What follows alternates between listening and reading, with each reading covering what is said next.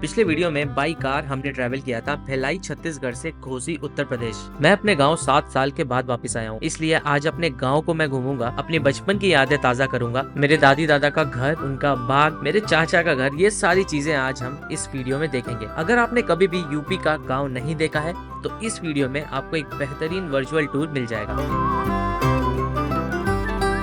Good morning. तो आज है पहला दिन गांव में और हम हैं हमारे बड़े अब्बू के यहाँ पर। तो ये होता है यहाँ का नाश्ता जो कि किसी भी गांव के घर में आपको मिलेगा। सबसे पहले होता है बॉइल्ड एग और चाय और टोस्ट। पहले तो लोकल टोस्ट चलता था, अब तो ये चलने लगा है खारी और मिक्सचर। एकदम हेल्दी तो नहीं है बट हाँ, ये अंडा आपको हर एक घर में दिखेगा। गर्म पानी भी पीते हैं यहाँ पर, ठंड बहुत है। अभी तो 9 डिग्री भी जाएगा ऐसा है, और अभी तो 10 डिग्री ऐसा चल रहा है। गांव में जो ठंडी होती है ना, बहुत ज़्यादा होती है, इसीलिए यहाँ पर जो हीटर है वो मैंडेटरी है।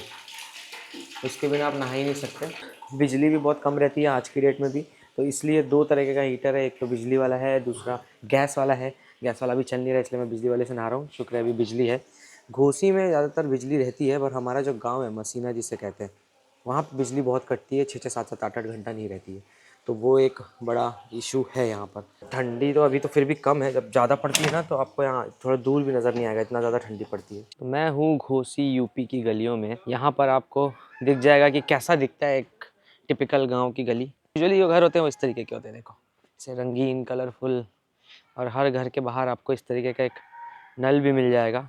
आपको मैं लेके चलता हूँ अपने बड़े पापा के घर के अंदर, और वो दिखाता हूँ कि घर ट्रेडिशनल जो गांव का होता है वो कैसे होता है। यहाँ से आप अंदर जाओगे तो आपको सबसे पहले मिलेगा इस तरीके की जगह जहाँ पे गाड़ी खड़ा करते हैं, और ये इसे आप बाहर का पोर्च कह सकते हैं। दीवार पे छोटा सा हिस्सा रहता है रोशनी जाने के लिए, और यहाँ पर होती है खाट, जो कि हमारे यूपी में गाँव में आपको ज़रूर मिल जाएगी। लकड़ी की ये खाट होती है इस तरीके की, देखिए ये। मैं तो श्योर हूँ कि गांव में रहने वाला हर एक बंदे की याद इस खाट को देख के ताज़ी हो जाएगी। क्योंकि बिजली का भी इशू रहता है तो नेचुरल लाइट के लिए खिड़की तो यूज़ होती ही है।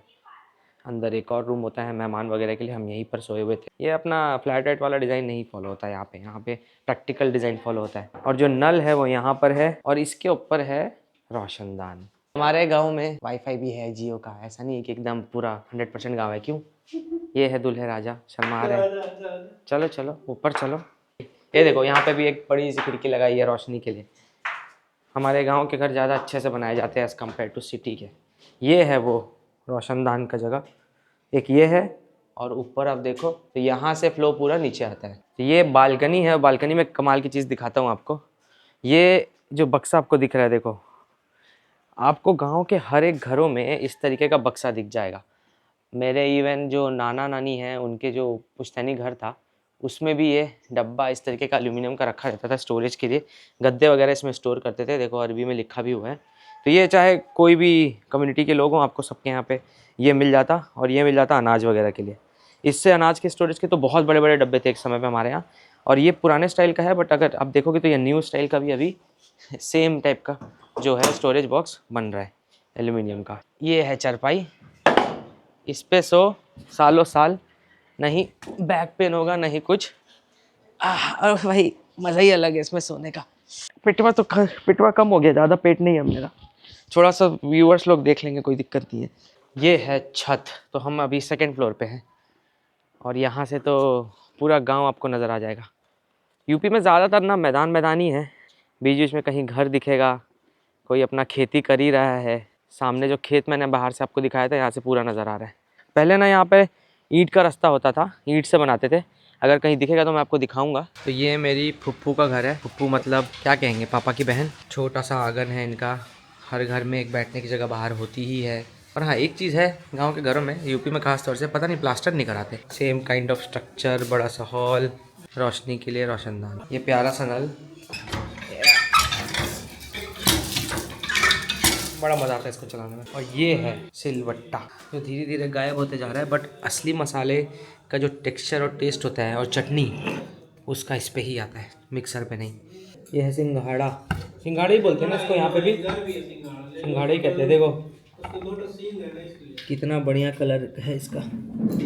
और ये जो अपने को भिलाई में खाया था ना मैंने, उससे तो अच्छा ही है, बिल्कुल आसानी से टूट रहा है। देखो उंगली से छील लो। यूजुअली ये हाथ से टूटता नहीं है, पर देखो चाय ज़रूरी है, पता नहीं क्यों, पर अच्छी है। आधी कप है तो पी लेंगे। यहाँ पे आके तो लगता है चाय ज़्यादा ही होने वाला है। नहीं खाऊंगा बोल रहा था, पूरा खा गया बे। थोड़ा ही से लिया हो भाई, तो आधा खा, ये तेरे थोड़ा नहीं है, ये तो बहुत बड़ी कटोरी है। ये जो सिंघाड़ा था ये उसका पका के बनाया, हम तो नमूना कहते हैं, हम मेरे ऐसे नमूने खाते हैं उसको। यूट्यूब पे आएगा तो। जो कटहल रहता है ना, कटहल का बीजा उबालते हैं, बिल्कुल वैसे लग रहा है खाने में। तो ये है मेरी फुप्पू, ये मेरे अब्बू की इकलौती बहन है। हाँ, पप्पू का दांत अंदर से सारा टूट गया है। यहाँ के रहने वाले लोगों को पायरिया की बीमारी है। यहाँ का पानी बहुत बेकार है, इसलिए यहाँ का पानी नहीं पीने का। सब बूढ़े हो रहे हैं। एक का दांत अंदर से गायब हो गया है, एक का सामने का दांत नकली है, बाल भी चले गया, और पैर में भी दिक्कत है, और ये कुछ यंग लोग का भी जा रहा है बाल, और दूसरों का क्या बताऊँ, मेरा खुद का भी जा रहा है बाल। पहले हम आते थे गाँव, जो सारनाथ एक्सप्रेस है वो बनारस उतारती थी, बनारस से फिर हम दूसरी ट्रेन करके पहुंचते थे यहाँ रात में 11-10 ऐसे बज जाते थे, 12 बज जाता था। फिर यहाँ से छोटी गाड़ी में जाते थे, जो भी उस टाइम जीप चलती थी। तो ऐसा लगता था पता नहीं कब गांव आएगा। और अभी इतना बढ़िया रोड वगैरह बन गया है, अच्छा काम हुआ है यहाँ पर, बहुत ही प्यारा बनाया है। अभी तो पता ही नहीं चलेगा, लगभग 15-20 मिनट में हम पहुँच जाएंगे शायद। ये जो है बाईपास है जिससे हम आए थे भिलाई से, जब आए थे तो। 7 साल बाद आया हूँ। कुछ चीज़ें अच्छी हो गई हैं, कुछ चीज़ें चेंज हो गई है। ये मिट्टी, एक गलियाँ देख के अच्छा लग रहा है। ये जीप है जिसमें हम ट्रैवल करते थे गांव में, ये अभी भी चलती है। इसमें बहुत ठूस ठूस के लेके जाते हैं, बड़ा अजीब लगता है, ऐसा लगता है कब उतरो। एक और गांव का घर, ये सब दुकान बनाने के लिए निकाले। देखो भैंस है, गाय से ज़्यादा इधर भैंस दिखती है मुझे तो। इस तरफ भी खेत है देखो।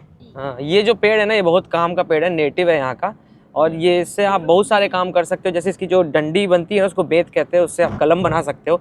हम पहले, बहुत पहले जब यहाँ स्कूल में आते थे तो चाचा जब हमारे पढ़ाते थे तो उसी से लिखते थे इंक में डुबा डुबा के। बहुत पहले की बात है, आई थिंक ये 90s की है बात। इससे इसके जो पत्ते सूख जाते हैं उससे आप टोकरी वोकरी भी बना सकते हो, मेरी पुप्पू बता रही हैं। और उसका जो पत्ता रहता है ना साला, बहुत धार रहता है, अगर ज़्यादा पास से सट के निकले तो कट जाएगा, बहुत खून निकल जाता है, इतना जोरदार काटता है। वो जो पीछे पुल पास हुआ वो नदी है, सरयू नदी, पर वो अभी सूख गई है। 30 साल पहले मेरे पापा बता रहे हैं इसमें बहुत पानी रहता था, बहुत ज़्यादा पानी, पर जैसे जैसे आबादी बढ़ी और टेम्परेचर बढ़ा, अब ये दिसंबर के महीने में ही सूख जाती है। तो बारिश में ही जो पानी बहता है, इट हैज़ बिकम लाइक अ नाला और एवरी अदर नदी जो आप दूसरे शहरों में देखते हैं। ये रास्ता 1-2 साल पहले बना था, पर बहुत ख़राब है। ये अगर बन जाता तो गांव वालों को बहुत आसान रहता है। सच में वाकई ख़राब है, कार में तो नहीं पता चल रहा है, पर हाँ अगर आप 2 व्हीलर में जाओगे तो आपका दोनों जो बम चिकी बम्बा में उसका अलाइनमेंट बिगड़ जाएगा हिल हिल के। यहाँ से धान कटा है और धान कटने के बाद उसे जला दिया जाता है, इसी से पोल्यूशन होता है। वैसे सबको बोलते हैं मत करो, बट कोई सुनता नहीं है। तो ये है गाँव का एंट्रेंस। अब पूरा बचपन याद आ गया मुझे। पहले जब हम यहाँ पे आते थे तो ये घर एकदम छोटा था, इतनी बाउंड्री वाउंड्री नहीं थी। ये मस्जिद हम लोग की सबसे पुरानी मस्जिद। फिर यहाँ से बड़े अब्बू का घर था, इधर जाते थे गली में, पूरा याद है मुझे। सब कुछ वैसे का वैसे ही है। और ये आ रहा है हमारा गाँव वाला घर। दिल भारी हो गया एकदम। दादी थी ना पिछले बार, हाँ देखो ये भी घर वैसे का वैसे ही है। ये पुराना दादा का घर। तो ये मेरे दादी दादा का घर है। तो यही घर था दादी का, यही पहचान थी, यही रहते थे हम। पता नहीं जैसे इस गली में घुसा ना, मेरा दिल एकदम भारी हो गया, क्योंकि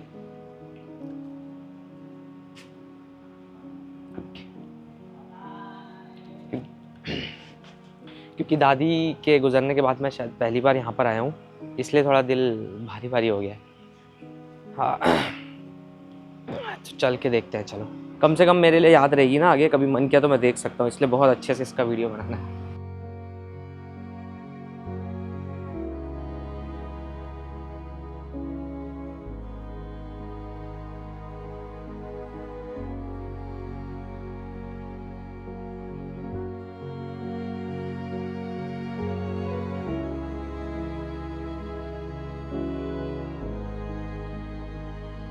ये हिस्सा मेरे बड़े भाई का है, बड़ा इसरार भाई जो है उनका है।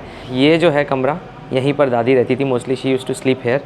और हमारा पूरा परिवार जो भी आता जाता था इसी चौकी पे यहीं पर बैठता था। देख रहे हो यहाँ पर, देख कैसे धूप आ रही है ना, तो हम खाट लगा के यहीं पर दिन में बैठे रहते थे। और ये जो दीवार दिख रही है ये अभी है यहाँ पर पहले नहीं थी।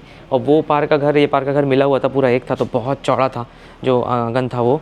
और यहाँ पर कोने में खाना वाना बनता था इधरी पे चूल्हे पे। अब मैं आपको ना छत दिखाता हूँ जहाँ पर हम गर्मियों के सीज़न में सोते थे। ये सीढ़ी चढ़ के धड़ाधड़ भाग के जाता था मैं।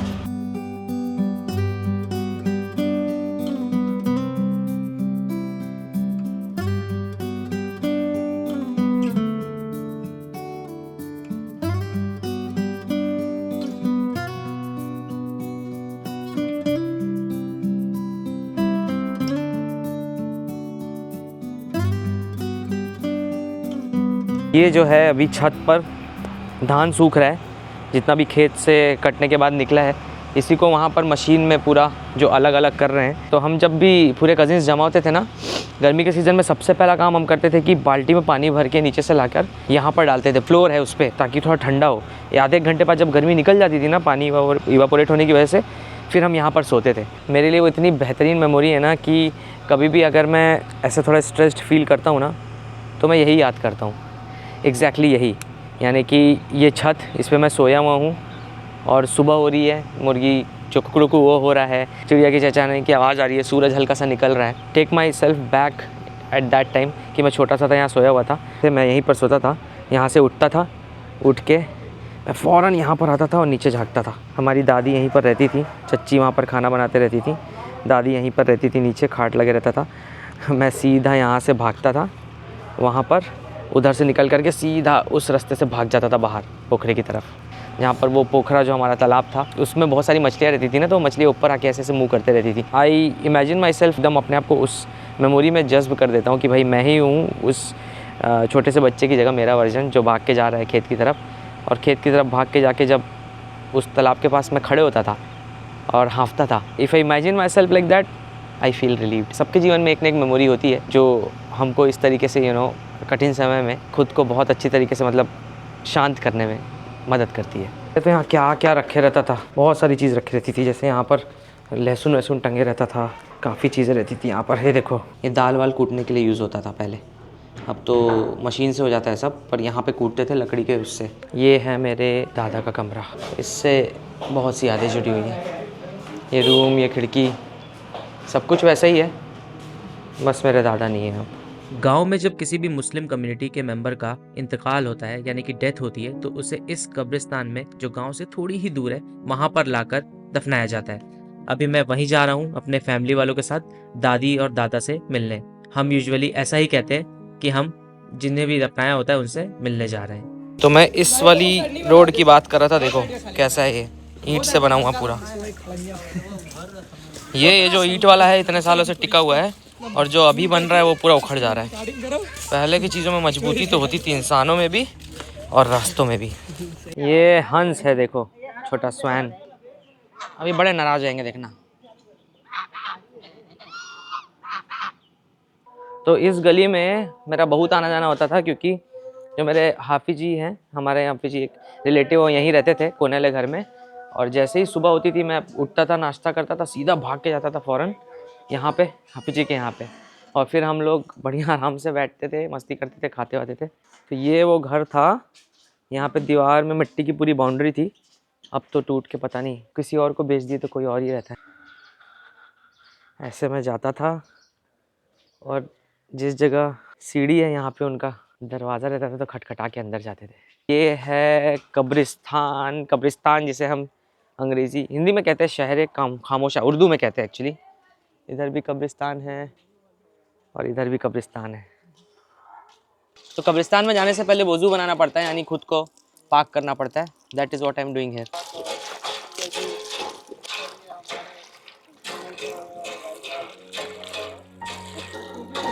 बस बाबू हो गया।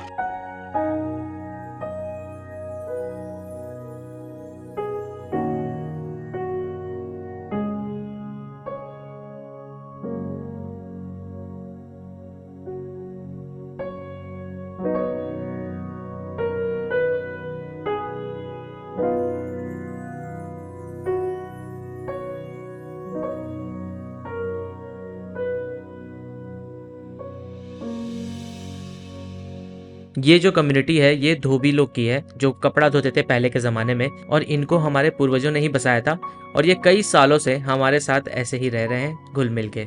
और यहाँ पर रहती थी हमारी भैंस।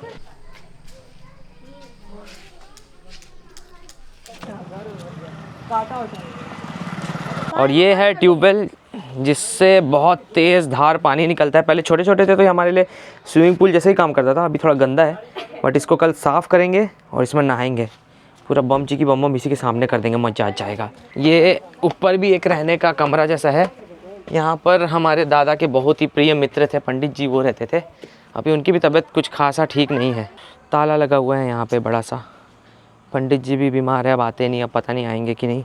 यादों पे ताला ना पड़े इसलिए वीडियो बना रहा हूँ, ताकि सारी चीज़ें अपने पास डॉक्यूमेंटेड रहे। ट्यूबवेल का एंट्रेंस था ये, ट्यूबवेल चालू करने का, और यहाँ पर हमारा एंट्रेंस था बाग का।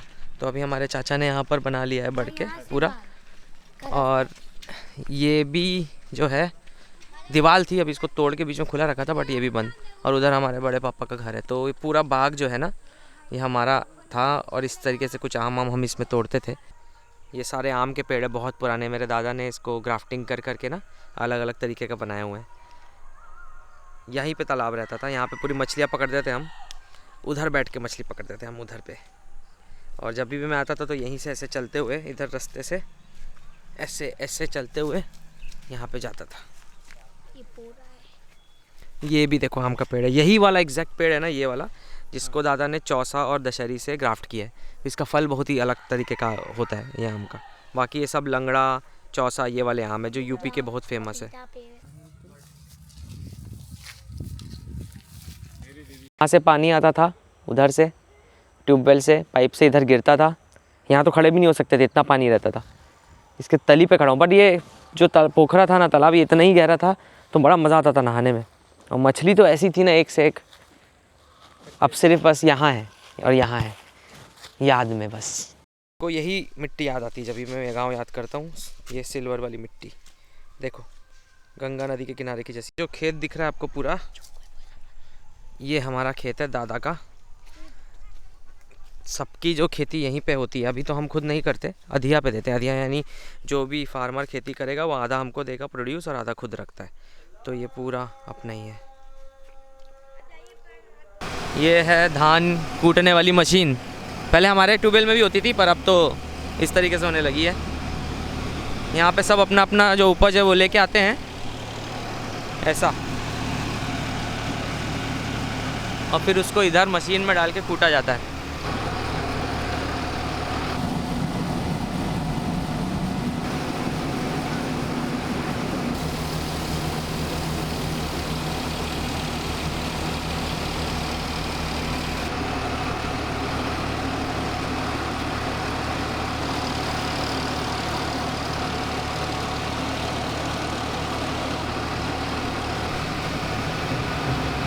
ये है मेरे सबसे छोटे चाचा, जिनका नाम रिजवान है, और यही गांव की सारी चीज़ों का ध्यान रखते हैं, चाहे वो खेती हो या फिर बाग हो। हम लोग तो आते जाते रहते हैं, but he is the one who takes care of everything. मेरे चाचा ने पाला है, खिला खिला के इसको मोटा कर दिया। देखो मेरे से ज़्यादा मसल मास है इसके पास। डागे डागे डागे डागे। तो गांव के घरे में मिलते हैं अंडे ताज़े और चिकन भी ताज़ा। ये मेरे चाचा के घर पे मुर्गियां हैं, एकदम हेल्दी। बड़ा बढ़िया शेप बना दिया है। ये देखो कितनी सारी मुर्गी है यहाँ पर। हाँ, फोटो खिंचा रही है। हाँ, फोटोजेनिक मुर्गी है। अरे मुर्गा है, ये तो मुर्गी ऐसा लग रहा है, असल में प्रेग्नेंट मुर्गी है, अंडा देगी अभी। अच्छा कैसा मुर्गा है ये? अरे हाँ, ये दिए ना अंडा, ये होता है देसी अंडा। नहीं वो वाइट वाला चाय पत्ती में उबाल दिए वो नहीं, ये देसी अंडा है। अच्छा यहाँ अलग अलग जगह बनाई है, वहीं वहीं दे रही है। ये होता है गाँव का आंगन, अपने गाँव का आंगन ऐसा होता है। हमारे आंगन में अमरूद का पेड़ भी है, देसी वाला। ये भाई खा के देखते हैं। साहब भाई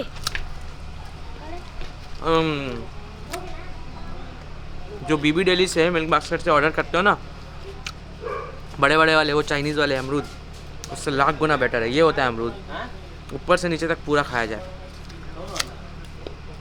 पूरा गूदा है, बीच में थोड़ा सा बीजा। और यह दिन की तीसरी चाय है। पुणे में मैं 2 बार पी रहा था हफ्ते में, पर ये अंडा मिलता है, ये अच्छा रहता है। क्या बना रहे हो इसमें? पानी गरम करेंगे। अच्छा, पानी गर्म करने के लिए। बाकी तो अब गैस पे ही बनता है ना।